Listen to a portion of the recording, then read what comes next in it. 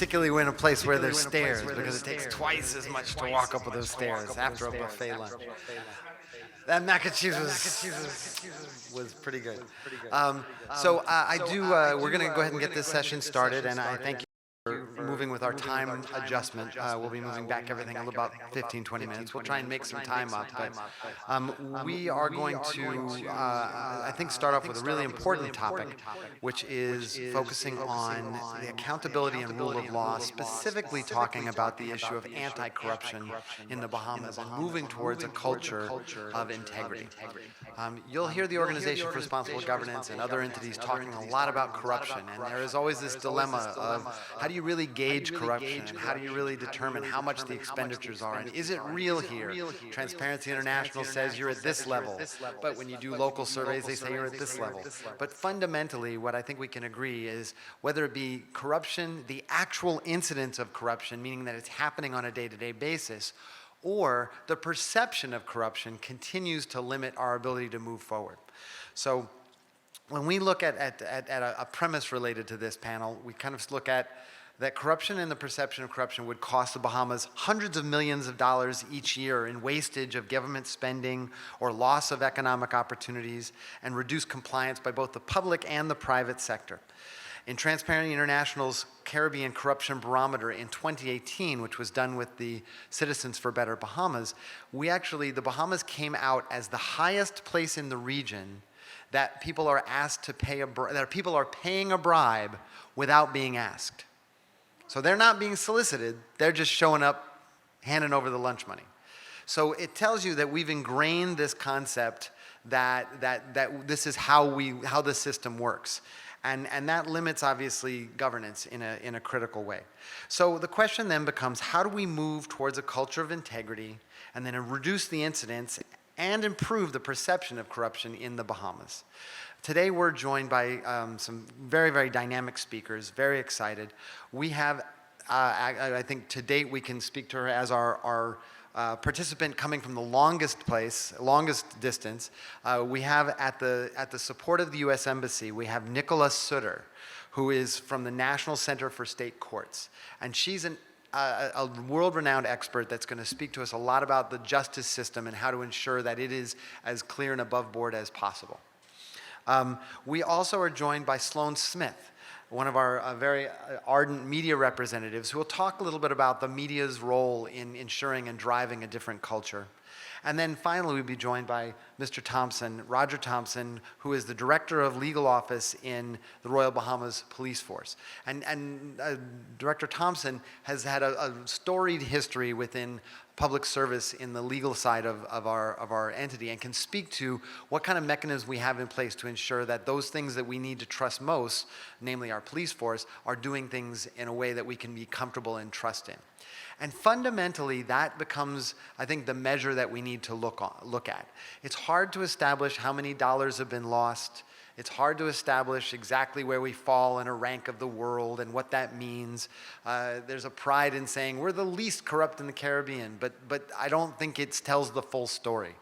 I think we need to talk about initiatives and stories that speak about why people have to go around the system, why they have to look for the hookup at a public service, why they might put something at the bottom of their bag when they're going through customs, and what that means and sets up the expectations in not only the rest of the citizenry, what kind of opportunity it takes away, but also what it means in terms of maintaining that sense of the public service and what we want it to be.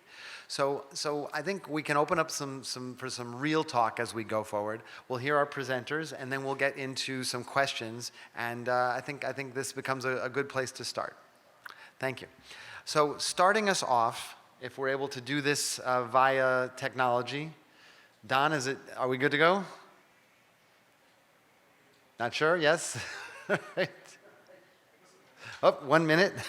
So we will stall just a minute. No, okay. Apparently the bandwidth between here and New Zealand is a little bit dicey. I think as we talk about it, though, integrity becomes the watchword. And integrity in many ways is the reverse of corruption. We actually have spent at the Organization for Responsible Governance the last couple of years running a campaign that pushes integrity. So we all agree that we don't want those who we've elected as officials or representatives to be in a position where they utilize their power to benefit themselves or their friends, families, or lovers. I think that everyone agrees that that is something we don't want to tolerate. And there clearly need to be points and laws in place to ensure that that happens. But when we also talk about integrity, it boils down to the fact that everyone's day-to-day actions supports or either supports or inhibits the capacity to move towards that culture of integrity. So when we think about it, and we think about it from a 360 perspective as we define our terms today, think about integrity not just as to what we want to hold those who are put in charge accountable for, but also what we then hold as a standard and a mechanism in our day-to-day lives. And if we can find that accordance between what we say and believe and what we commit when we go to church on Sunday, or when we talk to our children about that doing the right thing even when someone's not watching, or even when it is maybe not necessarily individually profitable, that has to not just be a concept, but it has to be an actuality. We have to bring that to life in our actions, our words, and our commitments. So that's setting the platform for, I think, where we do want to go. Thank you. Well, thank you, and good afternoon, everyone. Thank you for having me all the way from New Zealand. I feel really honoured to be given the opportunity to speak at this Good Governance Symposium on the topic of anti-corruption in the Bahamas and moving towards a culture of integrity. I'd like to acknowledge the other members of the panel, Mr. Thompson and Ms. Smith. I'm privileged to be on this panel with you. I'm a former senior Crown prosecutor with the Crown Prosecution Service in London. For the last 15 years, I've specialised in financial crime and asset recovery, prosecuting cases, but also working to support countries in Eastern Europe, West Africa, Asia, and for the last 10 years, the Caribbean. Tackling corruption is certainly something very close to my heart.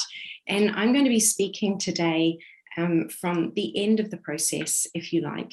What can we do once corruption has occurred, whether or not that's corruption with a small c or systemic corruption? How can we do, what steps can we take to right the wrong? I've witnessed corruption firsthand in my role, providing technical assistance to various countries around the world. And it's distressing, especially when the detrimental effects of the corruption on the community are obvious. I think most of you know this, and you may have heard this even today, but global corruption is now estimated to be costing us $1 trillion annually. It's frustrating and it's heartbreaking to see the toll that corruption is taking on our communities, particularly in developing countries. According to the UN Conference on Trade and Development, Economic Development in Africa report, which was published in September 2020, Africa loses about $88.6 billion in illicit capital flight every year. Estimates put countries such as Angola and Nigeria between $3 and $5 billion better off every year without the proceeds of corruption fleeing their shores. Can you imagine what $3 billion every year could do for education, health, and other social services in countries such as Angola? Stark realities like these remind us of the immense damage that corruption is doing in our societies. Illicit financial flows rob nations and their people of their prospects. They undermine transparency and accountability, and they erode trust in our institutions. I think quite often, I certainly know this is the case for me, we feel quite helpless in the face of corruption when we see it at home or internationally.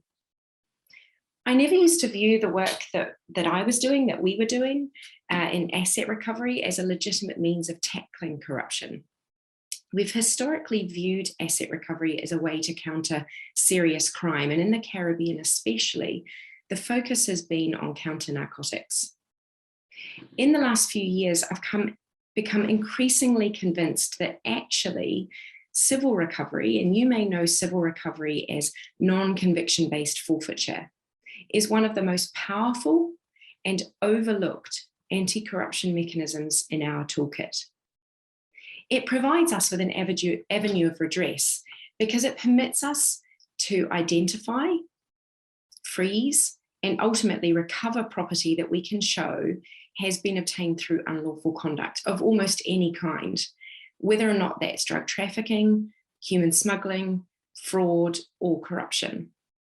Civil asset recovery cases are also possible against the illicit property, even when we're not able to secure the conviction against the person. And that's really important in corruption cases. A key element of any civil recovery case is showing that the beneficial owner of property didn't have the legitimate means to obtain it. Another of the great advantages of using civil recovery in corruption cases, especially those involving politically exposed persons or PEPs, is that any avenue of legitimate income for a PEP should be a matter of public record. This makes the task of proving that property was obtained through unlawful conduct that much easier. In the Eastern Caribbean, civil recovery legislation has been thoroughly tested by the courts, including the Court of Appeal and the Judicial Committee of the Privy Council, and it's found to be a necessary and proportionate measure to tackle serious crimes such as corruption. The Eastern Caribbean has built up a strong body of case authorities in the field of civil recovery in a relatively short space of time.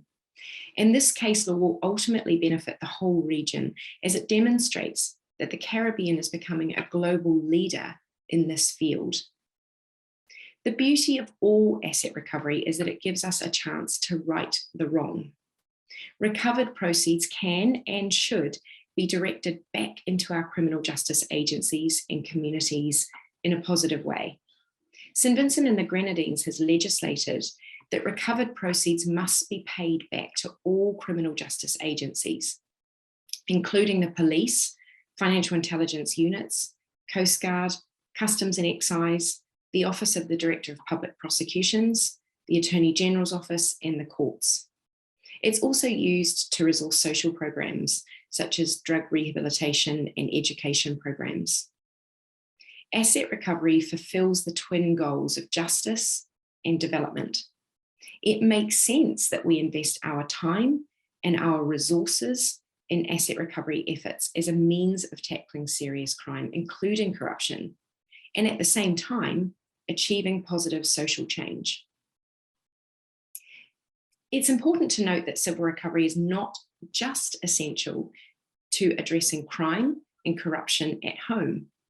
It enables us to assist each other to identify, recover, and return stolen assets. The harm caused by illicit capital flight should by no means be laid solely at the door of developing nations. For far too long, large Western countries have allowed these funds to enter their financial system, often integrated into the legitimate economy in the form of real estate and luxury items. The burden of tackling corruption rests with every country. If any one of us has a vulnerability in our anti-corruption measures, it will be exploited. We've seen this in countries such as Nigeria, Somalia, and South Sudan. The answer is that we must all play our part in preventing illicit financial flows from entering our economies, and where they do, we must root them out and return them. To do this, we need the right tools. International agreements such as UNCAC provide a robust international framework for asset recovery. Institutions such as the World Bank and UNODC's Stolen Asset Recovery Initiative, Interpol's Anti-Corruption Office, and even INL's Financial Crimes Team support national authorities' asset recovery and anti-corruption programs. There are some great examples of countries using asset recovery to return stolen assets. The Philippines has used civil recovery to help them recover $3.7 billion of money stolen by corrupt former President Ferdinand Marcos. Countries such as the US and the UK had to rely upon their own domestic civil recovery laws to return assets that had been stolen by Marcos to the people of the Philippines. Officials in Sierra Leone and Angola have begun the process of litigating their first asset recovery cases with a view to recovering stolen assets.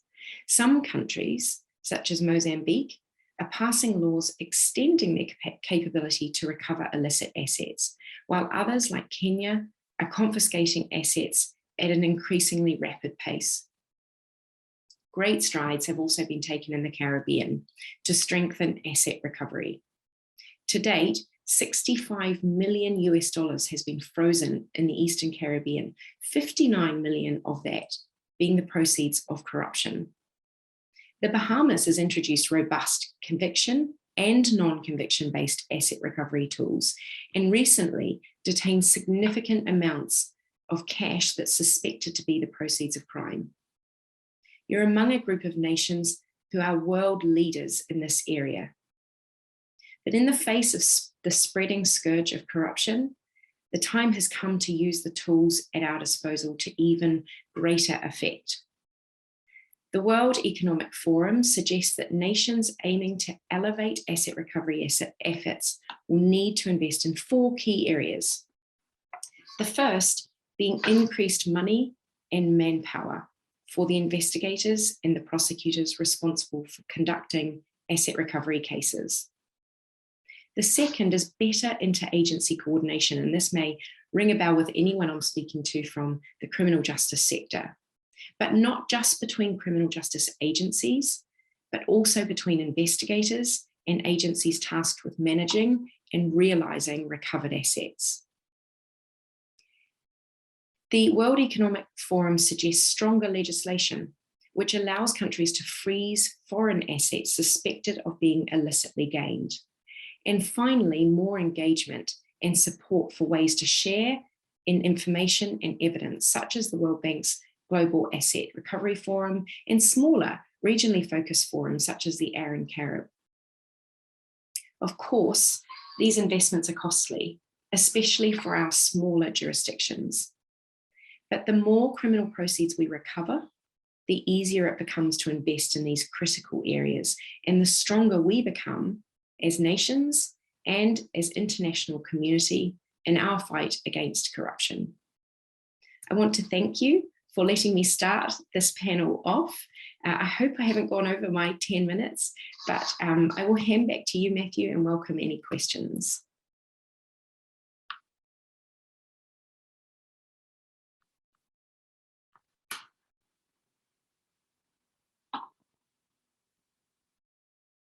Thanks. Oops. Nicola? Oh. Yes, I can hear you. Thank you. No, I don't think so. Well, we'll go to our next presenters and we can then work on the tech issues as we go. So that, in some ways, that's kind of starting backwards to forwards. So let's go out and make sure that when instances...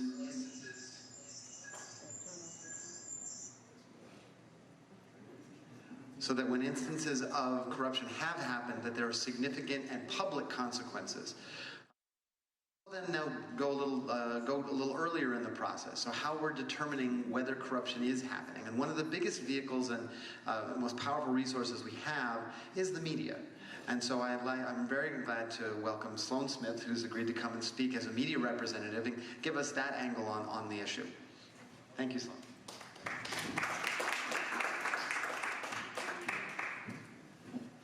Good day, everyone. This is Kim. I'm going to take off my mask. Put the glasses on. Hopefully the fog does, okay, the fog didn't get me this time. Thank you guys so much for having me. Like Matt said, my name is Sloan Smith. I'm a reporter here in New Providence. I currently work at Eyewitness News and digital media. I've been in news for about, I want to say 7 years.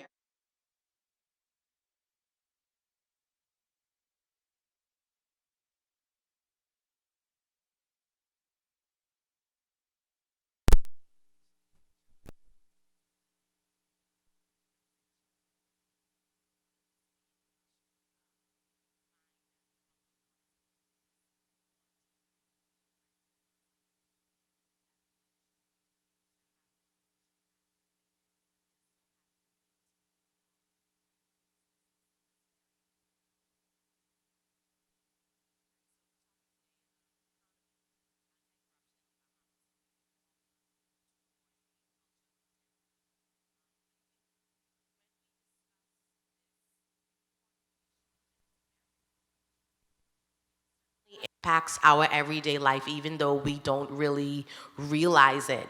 I think it's important that we begin to discuss these challenges with corruption in this country, that we acknowledge the fact that really since our inception as an independent nation, we've had this cloud of corruption over us since inception. And I would say inception.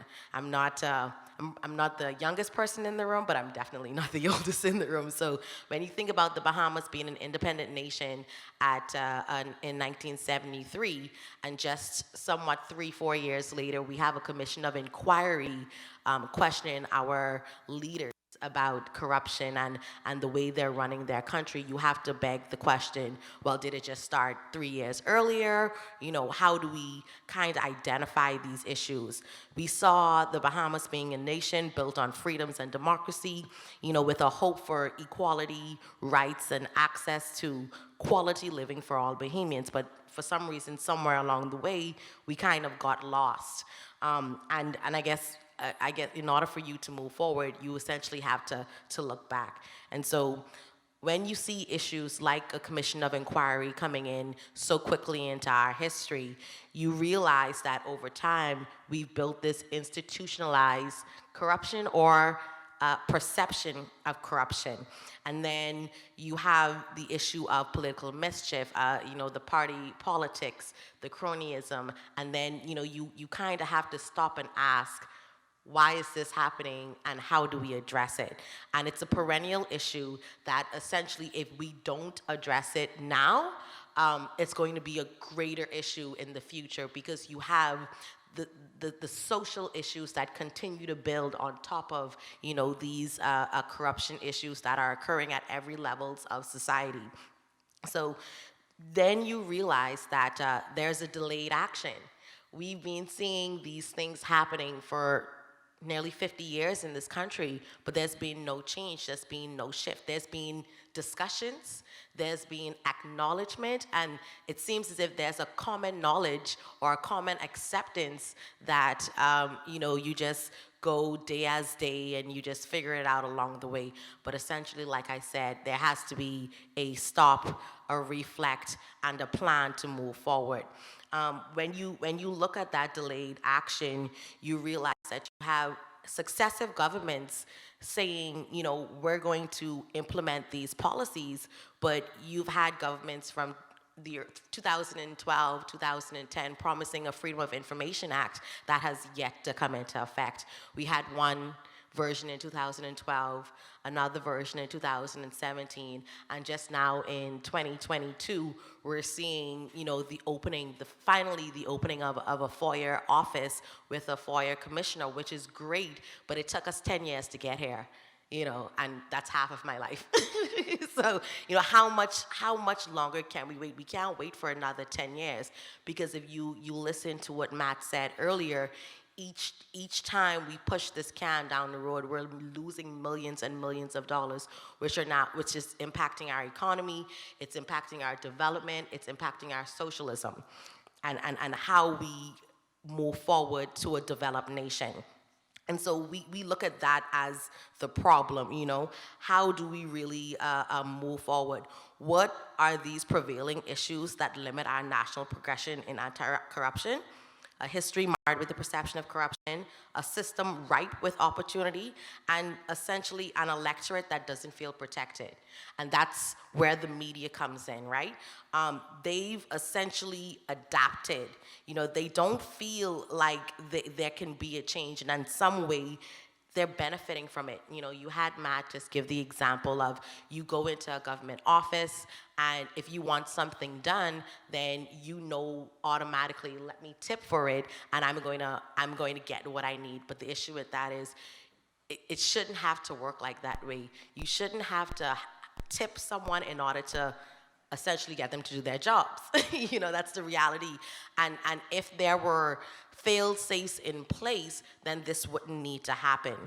And so when we look at how do we move forward towards this? We have to now ask, how do we make this a priority for Bahamians? How do we make integrity relevant to Bahamians in their day-to-day existence? I think there are three paths to doing this. You sensitize Bahamians, which is educating them and informing them on essentially what this corruption looks like. What, you might not think I'm giving $20 to a person for lunch isn't a form of corruption. You might think it on a larger level, but you don't realize how it essentially impacts you in the future.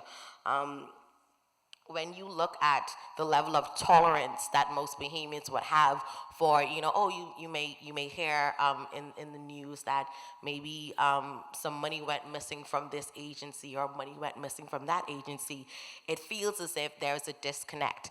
Yes, that's happening to them, but in my personal life, this doesn't directly affect me, and I think that's a major issue with us here in the Bahamas. If something doesn't directly impact us, then it's not at the top of our concern, and so until it reaches our doorsteps, you don't really see a need to address the issue, and it's perennial. So key, I think, most is beginning to educate Bahamians, inform them on how it directly impacts their standard of living. Next, we see, like I said, you see cases where it's recognizable but still acceptable. You want to get something done quickly, but if there was an ease of doing business within these agencies, then you wouldn't have to, like I said, bribe or put this system in effect. If you had the adequate training of these employees, if you had the adequate staffing and the adequate equipment, then those challenges or essentially those risks or threats, my mom always say you got to keep people honest. And the best way to keep people honest is essentially put the fail-safes in place that they are protected and the system itself is also protected. And then you get into the other complexities within these issues, which is you have the human capital. And so you have people who are now presented with opportunity. And I think in these instances, opportunity is everything, right? And so if you're presented with an issue and the question to you is, am I going to take this opportunity and utilize it for myself? Because maybe I don't have the systems in place to protect me, to support me, or am I going to say, oh, well, I don't need that. That's not, I can leave that alone because I'm already in a comfortable place in my life. And so ensuring that the basic needs are being met at all levels, socially, politically, economically. And then, like I said, you must ensure that the fail-safes, in case these incidents don't occur are in place, excuse me. Because if Bahamians know what it is and you have a vested interest in it because it impacts their life, then they also must feel safe enough to know that their lawmakers and the people who they give their power to have their best interests at heart.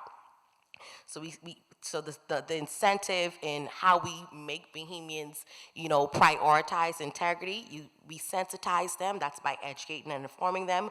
We create an environment where it's not needed. So essentially, you raise the standard. You give them the systems in place that they need to survive, and essentially, you provide a system of protection if that occurs. And what does that mean? It's legislation. It's support.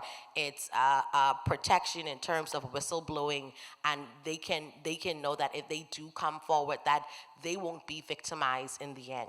And I'm going to touch on it just in a few minutes, and that's where the media essentially comes in. And so we get to the solution, right? How do we change our system of governance to inhibit corruption?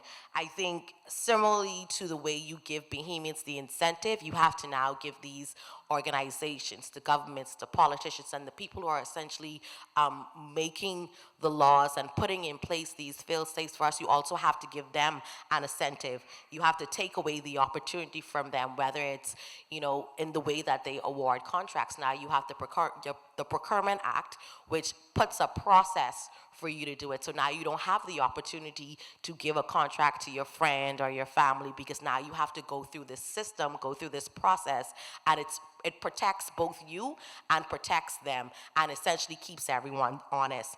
Then you take away the need. I don't think we have the conversations enough, but the same way that we have to ensure that the everyday Bahamians' needs are being met, you have politicians, you have these officials coming into, service, but they're also at a need level, right? And so if they see the opportunity in place, they can say, well, I make enough, my salary covers my livelihood. I don't have to steal from the Bahamian, essentially, steal from the Bahamian people. I don't have to do these things. I can keep my integrity, and I can keep the best interests of the Bahamian people at heart without having to take advantage of every opportunity that comes my way. You pay them at a certain, we've had these discussions about increasing, the salary for MPs and whether or not you increase the cost for the constituency budget, and all of these things are a whole holistic way of looking at this corruption issue. It's not just in a vacuum of someone is trying to take from the Bahamian people or the legislation isn't in place. It's a complete system of how you support it in order to be able to enforce the issues and enforce the fail-safes that need to be in place. And then just lastly, like I said, we need to provide the level of accountability required through legislation in order to enforce it. And what does this mean, right? This is currently, we have the public procurement bill. We have some mandatory financial reporting in place. We're still waiting on the ombudsman bill. The FOIA is just now being enacted, and we're still waiting on the Integrity Commission bill. And so we need the political will to essentially move these things forward. Like I said, you saw a Freedom of Information Act that was in the works for some 10 years, and what, 2-3 governments, two, three administrations. So there has to be a way to get from this end to the other end without it taking 10 years. And now we see where the media comes into play, right? The main role of the media in this country, in any growing society, is to be the voice of the people. The issue with that, though, is there is a disconnect, right?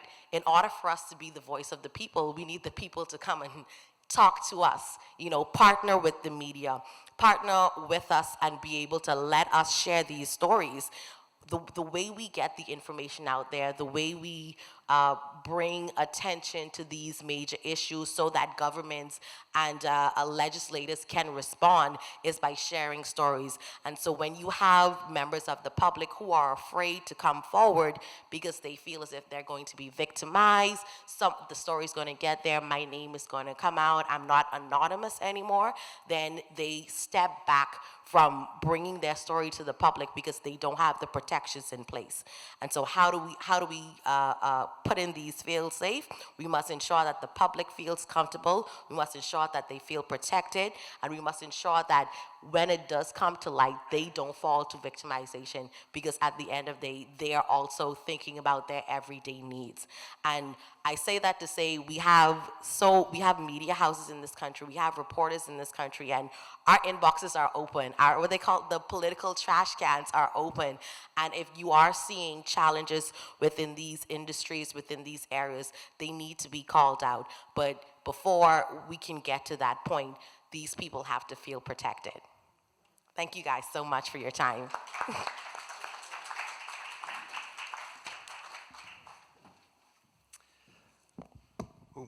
Thank you, Sloan.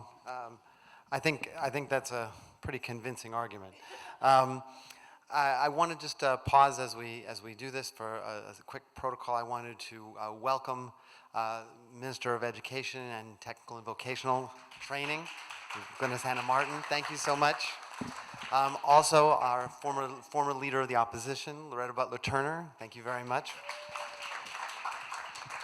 I think they'll both contribute to our next panel. But I want to quickly, before we jump into Mr. Thompson, just share a couple of numbers. So there's lots of studies and percentages and things that have come forward. But corruption is estimated to cost about 4 to 8% of our GDP. So if you go on the low end, right, because it's hard to estimate, but if you go on the low end and you think about that, if it was 4% of our GDP, that would still be a little bit over $500 million. So in that instance, it could renovate every single government school in the country right? Every school could be fully renovated.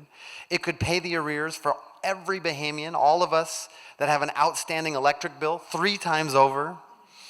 And it ultimately costs each Bahamian, even the one that was born this morning, $1,250, right? So the numbers matter. You know, we tend to put it in this big space, but it really translates down to some clear opportunity that we have. And we know, given the needs of our country, that those monies could be better spent. They could be focused on things that could move the needle for our children or those vulnerable communities we have.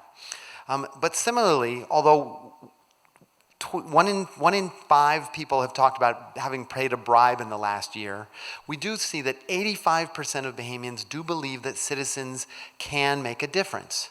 But there's a struggle because 79% of Bahamians, when they see corruption, don't know where to report it. So it may not be that people are not willing to bring it forward, but that they don't know. But there is also a percentage of 61% of Bahamians reported in the Transparency Global Barometer here in the Bahamas, that even if they reported it, they didn't believe necessarily that it could have an impact. So I think that's also a point where we can launch into our next presentation. One of the places that people need to believe and trust in is going to be our police force. It's an area that across the world is seen as potentially, it's vulnerable to corruption. And it's one where we know we need to believe in that sense.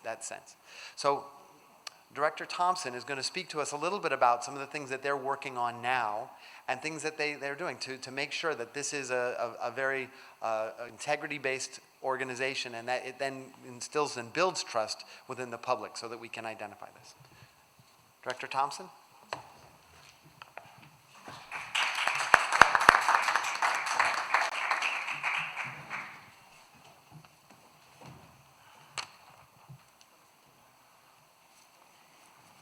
Good afternoon, everybody. I hope to be very short and quick with my presentation. At the beginning, I would just like to show you something. Who in here can tell me what this is? A triangle? Red triangle. Everyone say a red triangle? Pyramid, red pyramid. Someone say a pyramid. Who in here see the paper with a triangle on it? And that's how corruption is. Corruption, well, let me just change my train of thought. I am one of those persons who like to say we are the least corrupt country in the world. I love to say that. And I believe that. I'm a Bahamian. I have roots in Eleuthera and Cat Island, and I say we are not corrupt. We are not corrupt people.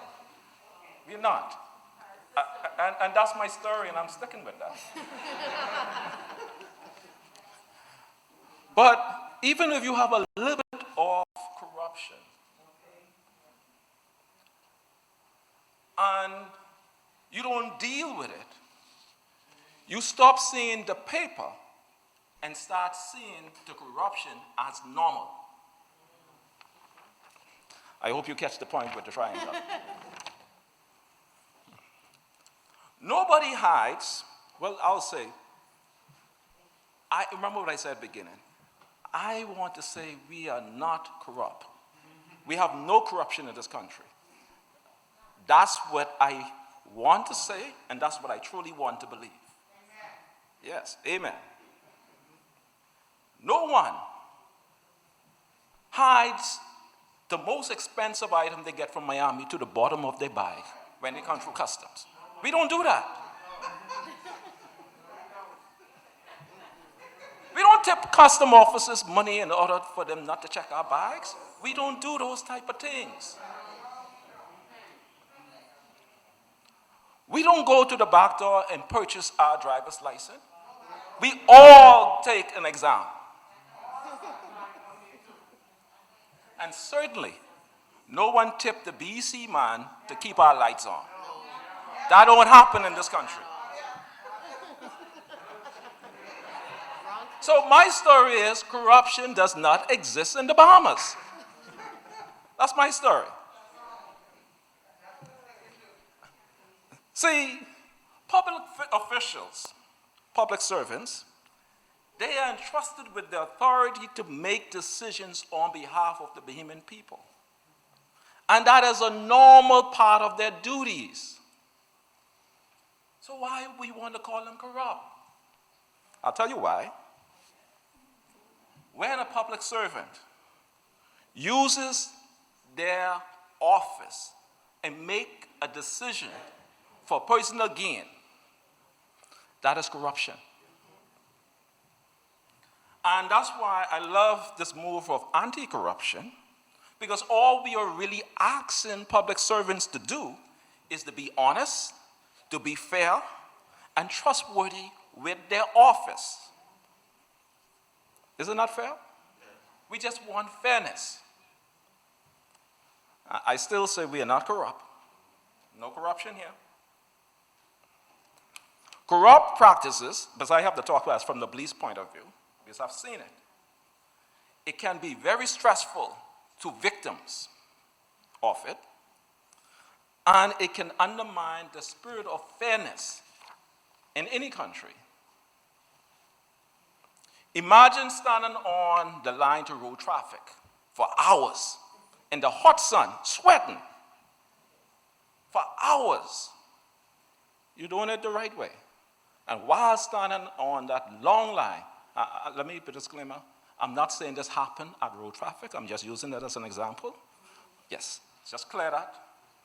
Imagine standing on the road on the line, and someone pull up and in less than a second, walk straight, get served, and gone. Less than a minute. Favor, someone says. Imagine coming to this wonderful country for over 10 years, trying to get legal status, immigration status, over 10 years, doing everything right, fighting to get immigration status. And I don't even know the name of the individual who came on the boat the day before yesterday, but in 2 days he has a passport that you've been waiting for 10 years. That just ain't right.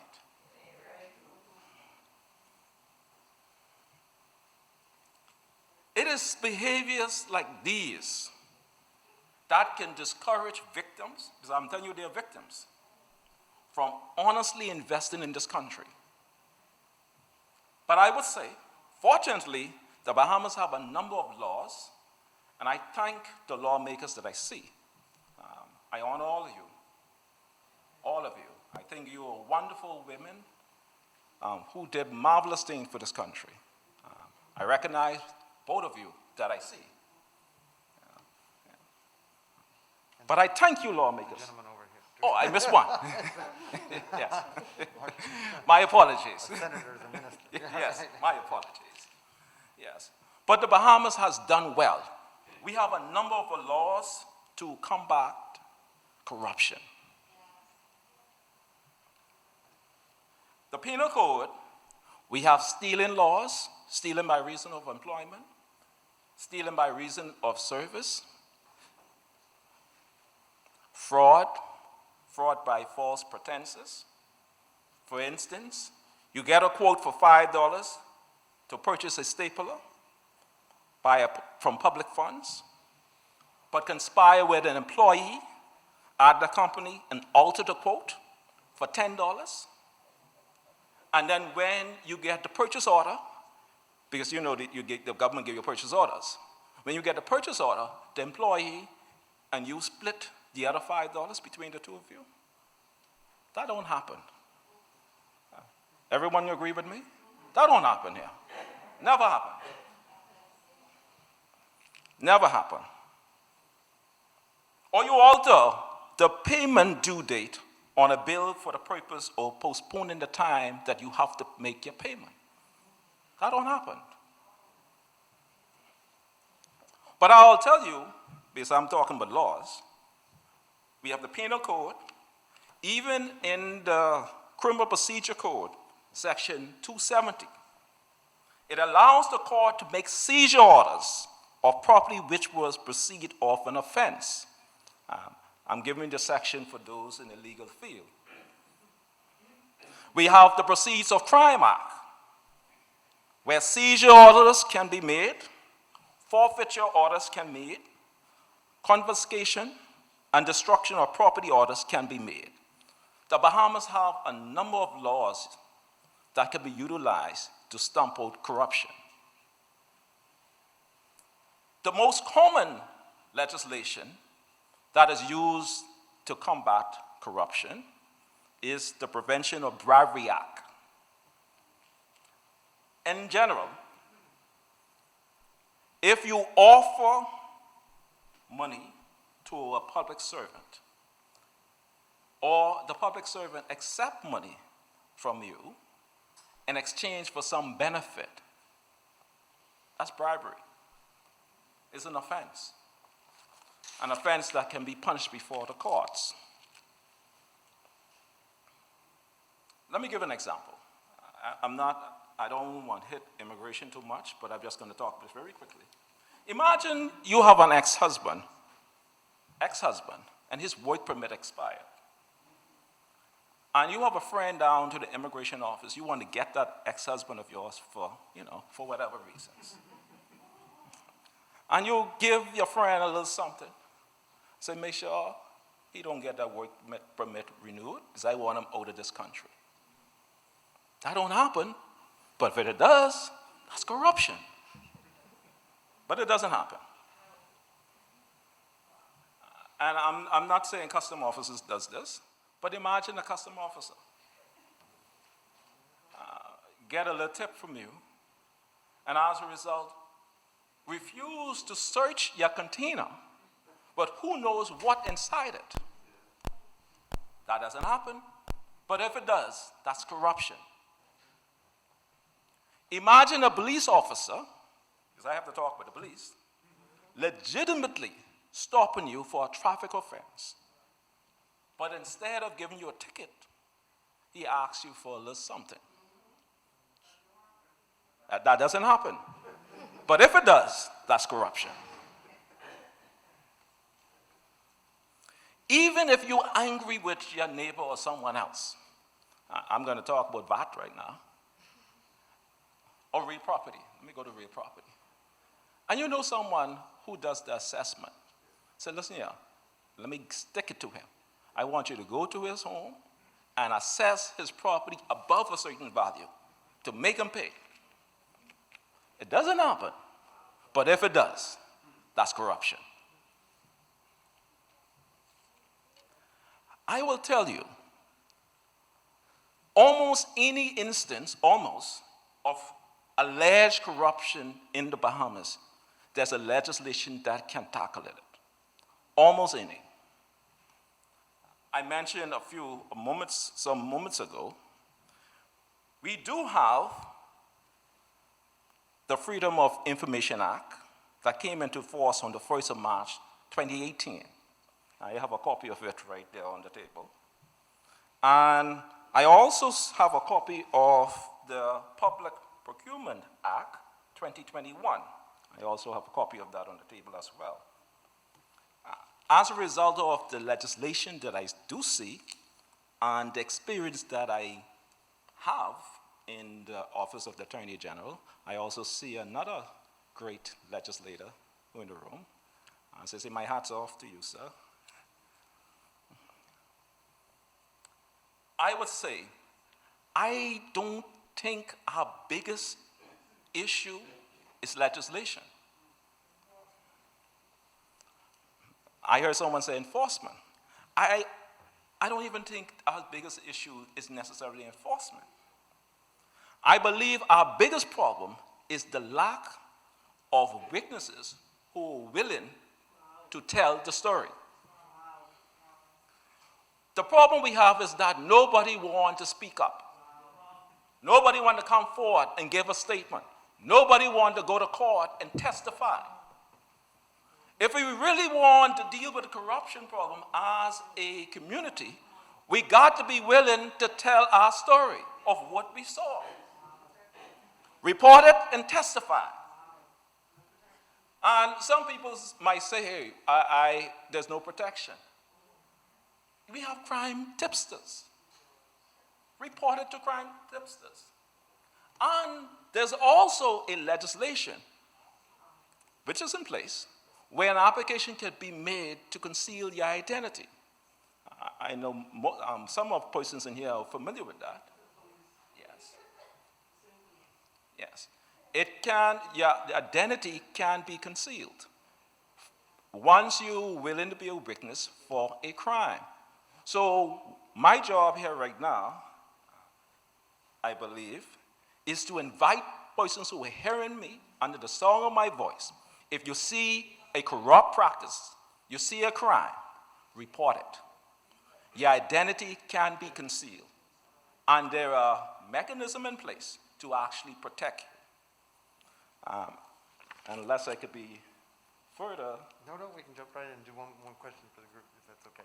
Okay, great. All right. Well, that's my presentation. All right.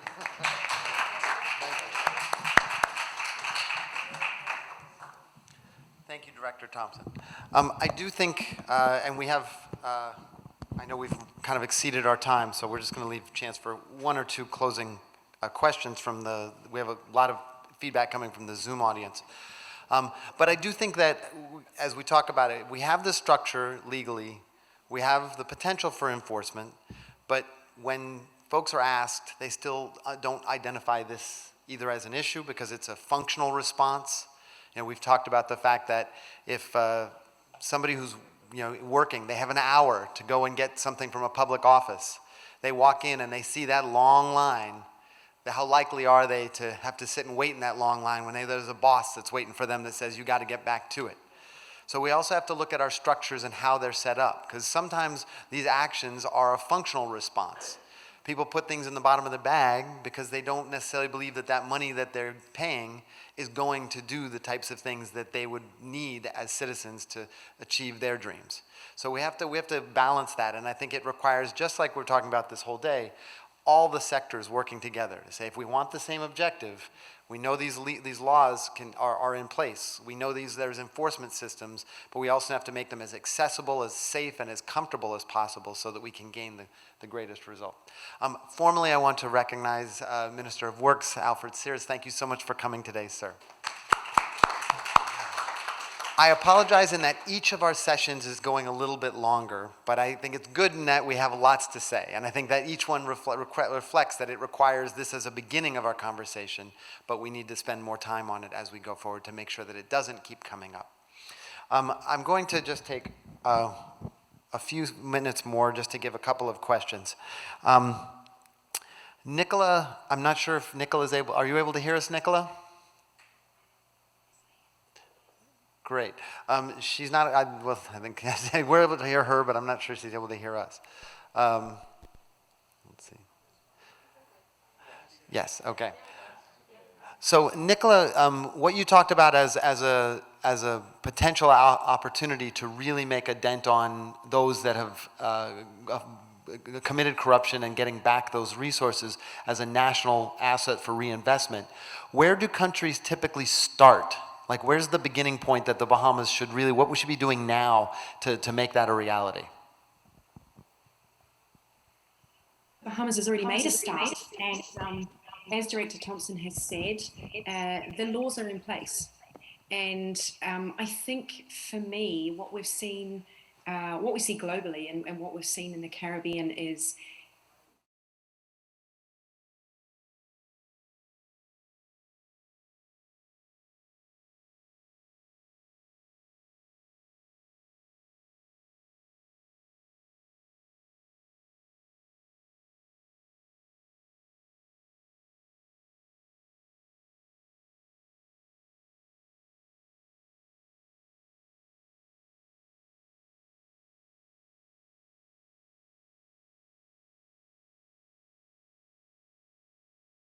financial documents that is what will win your cases. So it gives you that little bit of distance from the people, from the person. Nobody stands in jeopardy, but you will be stripping out corruption by going to its incentive, the asset. So your question about where do we start? You've already started. You've got the law. Now it's a case of using it, and confidence to use it. And this is what we see everywhere. It's about getting out there and taking a swing at using it, testing your courts. Don't be afraid to fail. And that's something that is so important. All of us make mistakes. We might not get it perfect straight away, but the key is try using our law. Don't just leave it sitting on the shelf gathering dust. You have to use it, and you have to turn it into an effective tool against corruption with a small c, which we've just been hearing about, which I think is the platform for the larger scale systemic corruption. It can be used against all of this type of corruption, so we have to use it. Thank you very much, Nicola. We really, really appreciate the time and your input. So locally, though, I think when we talk about, and we saw comments coming in on our Zoom, as we both talked, both with Sloan and Director Thompson, the thought of how do we actually make that a reality? So we have laws, they're not enforced necessarily, that's the question, or how do we encourage folks to step forward when that's not been our culture? We've coming from a culture of more secrecy. How do we then encourage more openness and comfort in this space? Like I would have said during the presentation, I think there's a need to find the balance between the protections and meeting the needs of the Bahamians. And so once the needs are met and the protections are available, they would want to come forward, they would want to be participatory. They are informed about what this level of corruption looks like, whether it's in the sense of hiding the most expensive thing underneath your bag, which doesn't happen, obviously, or if it's at a different level of giving out contracts to your friends and your family and not utilizing that system of procurement that we currently have in place. And then also being able to trust, like he said, those policies and the legislations that are currently in place, the protections that you have, the systems that you are supposed to go through, the police, the reporting, and then trusting essentially that you will be protected. And I think that's a hard part for us, right? That's a hard for anyone. Trust issues, right? Being able to trust that when I do come forward, when I do report this, that something is going to happen and it's not just going to lay by the wayside, or in the end, I will then now be the victim of the good that I'm trying to do. And so that's the balance I think that we have to try to strike when we speak about integrity in the public, we speak about corruption and how we allow the public to take participatory action in how we move this issue forward. You wanna take it, Mr. Thompson? Yes. In dealing with corruption, we have two types of witnesses. Well, actually, one type of witness. A witness who would testify for conviction, and then the other person is not a witness, but is someone who made a report. We have an individual who makes a report. An individual who makes a report does not necessarily have to be a witness in court. If you are aware of corruption and does not want to get involved, at least bring the information forward. Nobody will know who you are. No one will make records to share with anybody else that this is how to find you, your address. None of that information will be shared. If you don't want to report it to the police, there's crime tipsters. You can report it to them, and it will get to the police department. For those persons who are going to give a statement to be witnesses, there are legislation in place to conceal your identity. Your identity, you can be shielded, your voice could be altered, so persons doesn't recognize your voice and they don't see your face. There are legislation which are in place. So it sounds like more public education will help all sides and continue to work across the sectors. Thank you all for being here for this session. Thank you very much to our panelists. We really appreciate the time. We have a little bit of, there's coffee and tea outside if you need to caffeinate, but we're going to go ahead and get started pretty quickly on our next session, which I'm really excited about. We're going to be, there are 2 sessions that are happening, one that's happening in here, one that's happening next door. The session in here is for equity and inclusion, talking about increasing women's participation in politics and youth participation in governance.